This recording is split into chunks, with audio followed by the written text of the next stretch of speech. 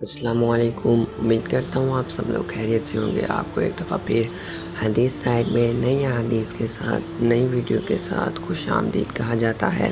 Video پر further move کرنے سے پہلے اگر آپ نے ہمارے چینل حدیث سائٹ کو سبسکرائب نہیں کیا تو ہمارے چینل حدیث سائٹ کو سبسکرائب کر دیجئے تاکہ نئی آنے والی ویڈیوز آپ کو نوٹیفیکیشن کے تھرو مل سکے۔ بسم اللہ الرحمن الرحیم۔ شروع کرتے ہیں اللہ کے نام سے جو بڑا مہربان نہایت رحم فرمانے والا ہے۔ حدیث سے پہلے ہم درود شریف پڑھیں گے۔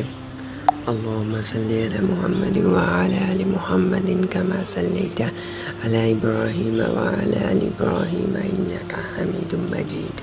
اللہم بارک علی محمد وعلی آل محمد کما بارکت علی ابراہیم وعلی آل ابراہیم انکا حمید مجید۔ سنن ابن ماجہ کی حدیث نمبر 6۔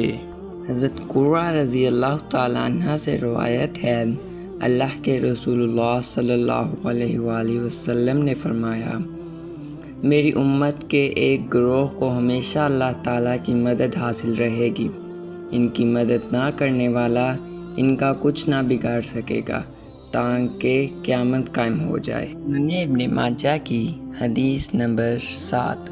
حضرت ابو ہریرہ رضی اللہ تعالیٰ عنہ سے روایت ہے کہ اللہ کے رسول اللہ صلی اللہ علیہ وآلہ وسلم نے فرمایا، میری امت میں سے ایک گروہ اللہ کے احکام پر ہمیشہ پوری طرح قائم رہے گا، اس کی مخالفت کرنے والا ان کو نقصان نہ پہنچا سکے گا۔ سنن ابن ماجہ کی حدیث نمبر 8۔ حضرت ابو عنبہ خولانی رضی اللہ تعالیٰ عنہ سے روایت ہے، یہ وہ صحابی ہیں جنہوں نے رسول اللہ صلی اللہ علیہ وآلہ وسلم کے ساتھ دونوں قبلوں کی طرف نماز پڑھی ہے۔ انہوں نے فرمایا، میں نے رسول اللہ صلی اللہ علیہ وآلہ وسلم سے سنا، آپ فرماتے تھے، اللہ تعالیٰ اس دین میں ہمیشہ نئے پودے لگاتا رہے گا اور ان سے اپنی اطاعت میں کام لیتا رہے گا۔ امید کرتا ہوں کہ آپ سب کو ویڈیو اچھی لگی ہوگی۔ اگر آپ کو ویڈیو اچھی لگی تو ہمارے چینل حدیث سائٹ کو سبسکرائب کیجئے تاکہ نئی آنے والی ویڈیوز، نئی حدیث، نئے واقعات آپ کو نوٹیفیکیشن کے تھرو مل سکے۔